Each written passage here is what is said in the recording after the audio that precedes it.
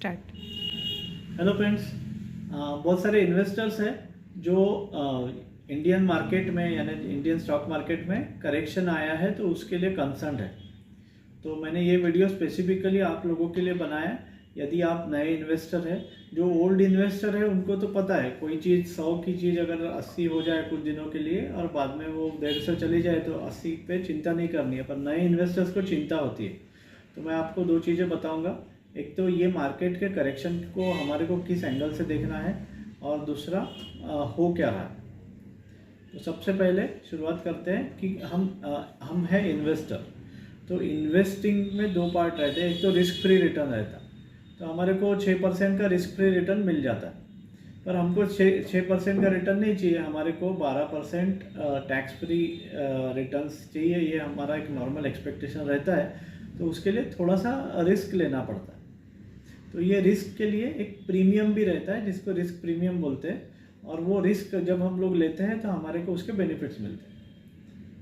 तो वो जो रिस्क है, वो रिस्क जो हम लेते हैं उसको बोलते हैं रिस्क ऑफ वोलेटिलिटी। यानी मार्केट हर साल अलग अलग रिटर्न देता है। मार्केट इस प्रकार से नहीं बढ़ता है, मार्केट नीचे ऊपर जाते हुए बढ़ता है।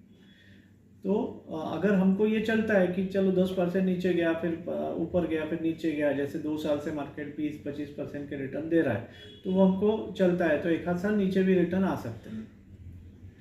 अभी बात करते हैं कि करेक्शन की। तो मार्केट में 26 सितंबर यानी अभी से लगभग 1.5 महीना पहले मार्केट जो था वो 26,200 का हाई बनाया था, और वहाँ से अभी मार्केट नीचे आके लगभग 23,600 पे आया है। तो ये जो है ये 9.5-10% के आसपास में फॉल आया है। अभी मार्केट में जो फॉल आता है उसको उसकी स्टार्टिंग लेवल को बोलते हैं करेक्शन। तो इंडिया रहे चाहे यूएस रहे, जब मार्केट 10% नीचे जाता है तो उसको करेक्शन बोला जाता है। तो टेक्निकली स्पीकिंग अभी करेक्शन चालू भी नहीं हुआ, ये तो एक नॉर्मल वेरिएशन है मार्केट का। तो अगर अभी 10% का अगर मैं प्रिसाइज फॉल ले लूँ तो मार्केट का 10% से 20% -10% टू -20% ये मार्केट का करेक्शन जोन है। 20% के नीचे हम लोग मार्केट को फॉल या क्रैश बोल सकते हैं। अभी 10% का करेक्शन धीरे धीरे अगर आता है, अगर एक दिन में मार्केट 10% से नीचे जाता है तो इसको सर्किट लगना बोलते हैं। तो उसको एक कुछ लोग ब्लैक मंडे इस टाइप का बोलते हैं। बट अभी अगर 1.5 महीने में मार्केट धीरे धीरे 10% से नीचे आ रहा है तो ये एक नॉर्मल करेक्शन हो गया मार्केट। अभी हमको एज ए इन्वेस्टर 3 चीज़ें ध्यान में रखनी है कि हर साल 10% के करेक्शन के लिए हमको रेडी रहना है, क्योंकि मोस्ट ऑफ द ईयर्स में विद इन अ ईयर 10% के आसपास का करेक्शन आया है, और उसके बावजूद भी मार्केट जो है 1978 में जो 100 था वो अभी लगभग 75-80 हज़ार हो गया है मार्केट। तो मार्केट तो लॉन्ग टर्म में बुल रन में है, पर शॉर्ट टर्म में इसमें नीचे वेरिएशन आ सकते हैं। तो ये जो वेरिएशन 10% का वेरिएशन है उसको करेक्शन बोलते हैं। अगर 20% के ऊपर करेक्शन आता है तो फिर हम लोग उसको मार्केट में हम लोग बोलेंगे कि मार्केट में एक प्रकार का एक क्रैश आया हुआ है, या मार्केट अभी जो है वो डाउनवर्ड ट्रेंड में चल रहा है। अभी ये ट्रेंड कब तक रहेगा, क्यों रहेगा और किस लिए कितने पीरियड तक रहेगा। तो नॉर्मली मार्केट का जो करेक्शन है, इसका जो नॉर्मल स्पैन है वो 3 महीने से लेकर 11 महीने तक रहता है। इवन कोविड में जो करेक्शन आया था, जो 25% के आसपास का करेक्शन था, तो उसमें भी जो करेक्शन का पीरियड था यानी मार्केट में फॉल का जो पीरियड था वो लगभग 3-4 महीने का ही पीरियड था। उसके बाद का रिकवरी का पीरियड रह सकता है। तो हमको अगर 6 नहीं 12% का रिटर्न चाहिए तो हमको इसके लिए तैयार रहना है कि हर साल एक 10% का करेक्शन, जो कि एक मार्केट के लिए बहुत हेल्दी रहता है। अभी जो करेक्शन आया it is very healthy for market, बहुत अच्छा है, एंट्री के लिए बहुत अच्छा अपॉर्चुनिटी है।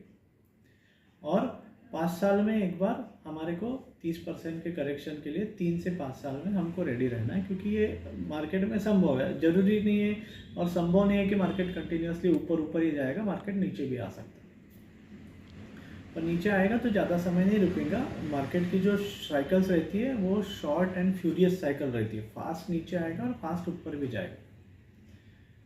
अभी मार्केट को 40 साल हो गए, 45 साल हो गए, 1978 टू अभी तक यदि हम देखते हैं तो 45 साल हो गए। ये 45 साल में बहुत सारे करेक्शंस आए हैं।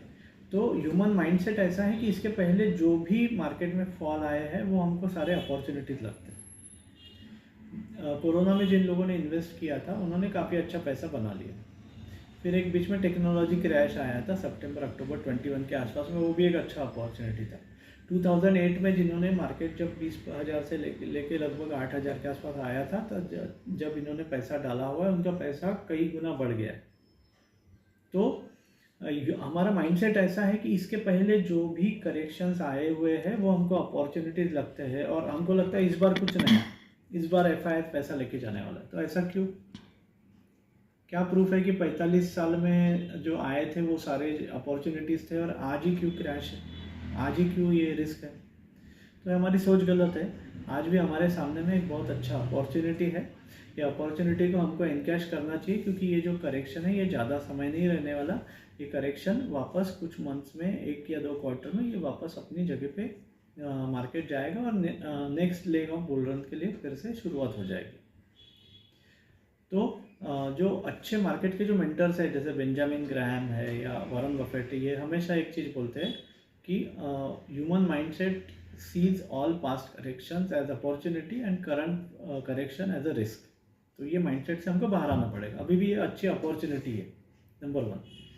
नंबर 2, अभी हो क्या रहा है इसको मैं सिंपल वर्ड्स में बताता हूँ।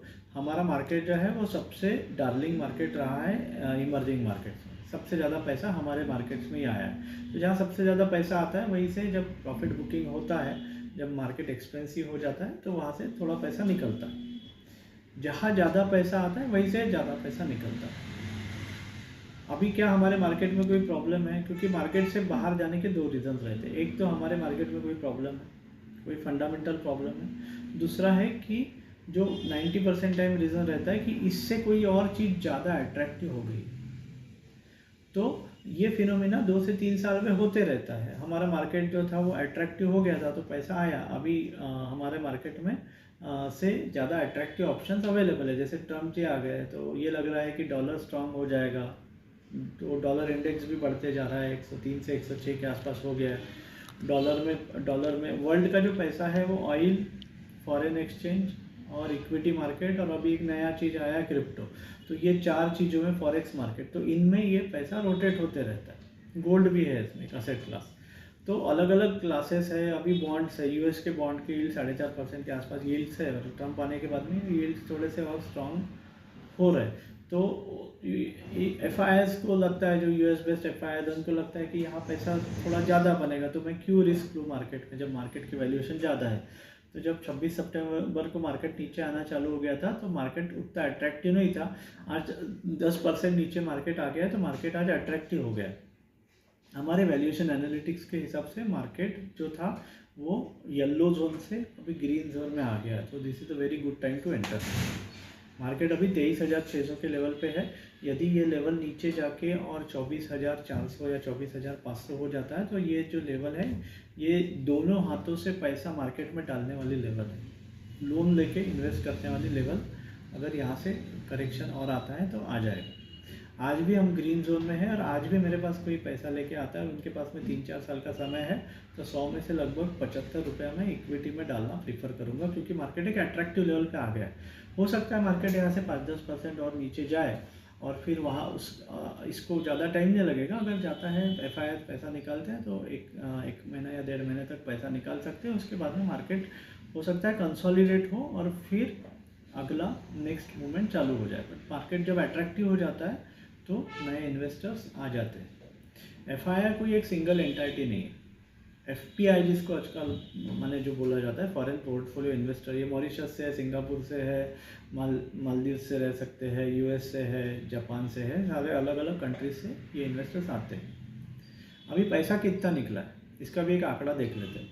इंडियन मार्केट में टोटल पैसा जो है वो है $5 ट्रिलियन। हम इसको बिलियंस में बात करते हैं तो ये 5,000 बिलियन डॉलर का पैसा टोटल इंडियन मार्केट में है।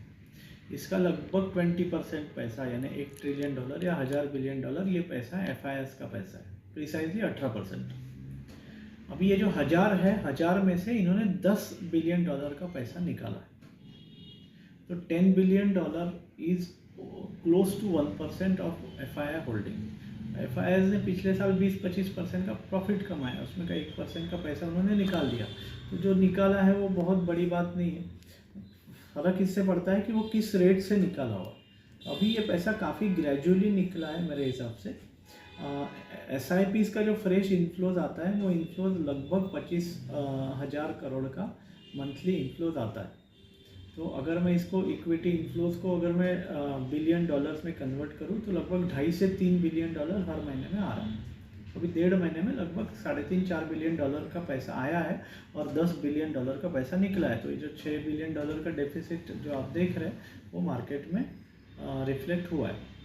तो इसलिए ये सिनेरियो में, करंट सिनेरियो में जो अभी 2.5 से 3 बिलियन डॉलर का जो अमाउंट है वो 2.5 से 3 बिलियन डॉलर का जो अमाउंट रेगुलरली आते जा रहा है और ये जो अमाउंट है ये अमाउंट ग्रेजुअली फ्रेश फ्लो आते जा रहा है और जो आउटवर्ड फ्लो है वो आउटवर्ड फ्लो निकलते जा रहा है। अभी ये कहीं ना कहीं पे स्टॉप हो जाएगा। इकोनॉमिक्स का एक फंडामेंटल लॉ आप समझ के रखिए कि जब भी प्राइसेस फॉल होती है तो बाइंग चालू हो जाता है।